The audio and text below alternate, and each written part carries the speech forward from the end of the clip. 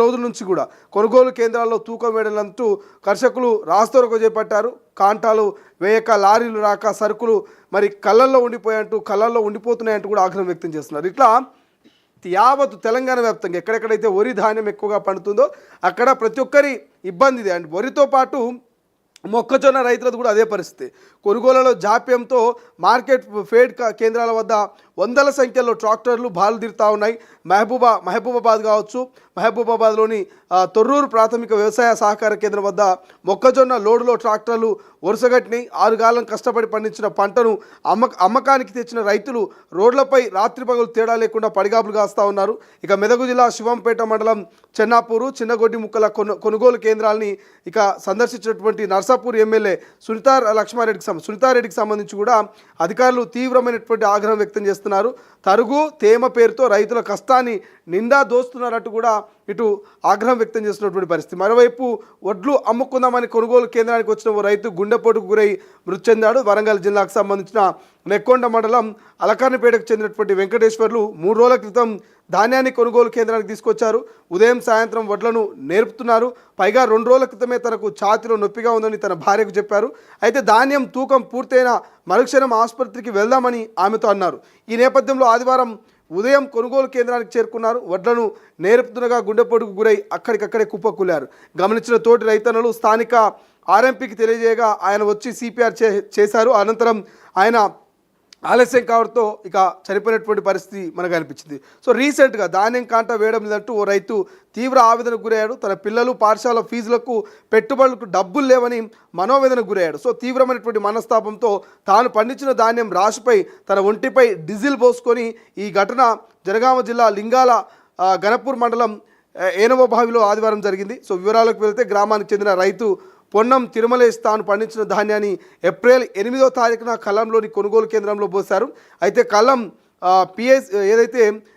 PSCS పరిధిలో కొనుగోలు కేంద్రం ఏర్పాటు చేస్తారని ఆయన భావించారు. అయితే మాణిక్యపురం మహిళా సంఘానికి నిర్వహణ బాధ్యతలు అప్పగించారు. దీంతో ధాన్యం పోసిన రైతులు వరుస సంఖ్య ప్రకారం తిరుమలేష్ టోకెన్ నెంబర్ 15 కేటాయించాల్సి ఉండగా దానిని 76గా నమోదు చేశారు.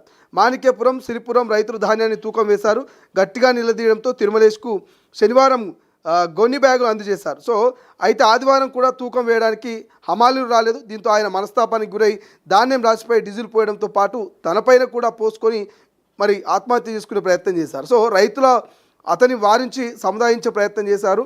సో ఈ నేపథ్యంలో అధికారులు హమాలీలు స్పందించి ధాన్యం కాంట వేసినట్టుగా తెలుస్తుంది. ఇట్లా ఒక్కటాని కాదు, తెలంగాణ రాష్ట్ర వ్యాప్తంగా మనం పలు జిల్లాలకు సంబంధించిన అప్డేట్ చూసాం. ఇటు వరంగల్ కావచ్చు, మెదక్ కావచ్చు, సిద్దిపేట కావచ్చు, సిరిసిల్ల కావచ్చు, మహబూబ్ నగర్ కావచ్చు, ఇట్లా ఏ జిల్లాకు పోయినా ఏమున్నది వినడానికి అన్నట్టు రైతన్న గోస చాలా దారుణంగా ఉంది.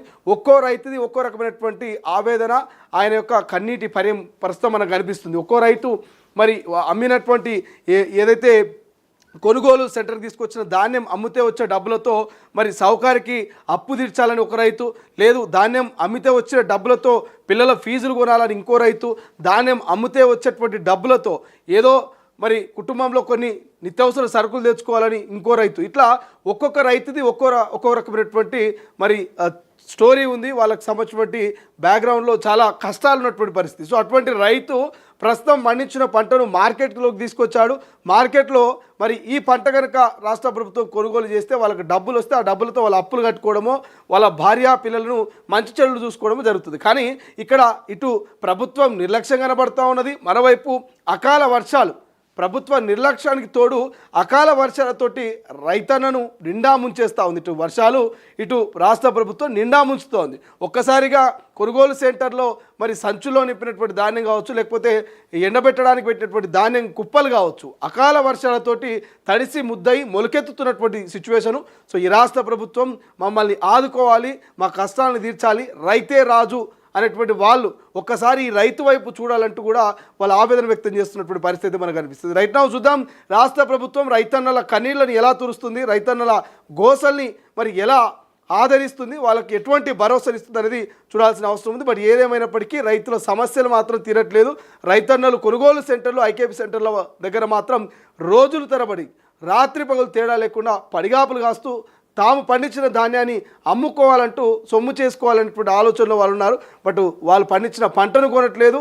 అక్కడ దానికి తోడు అకాల వర్షాలు రైతన్నలు నిండా ముంచేటువంటి పరిస్థితి తీసుకెళ్తా ఉన్నాయి. కాబట్టి సో చూద్దాం దీని మీద రాష్ట్ర ప్రభుత్వము, అధికారులు, మరి మంత్రులు, యంత్రాంగం ఎట్లా స్పందిస్తుంది అనేది.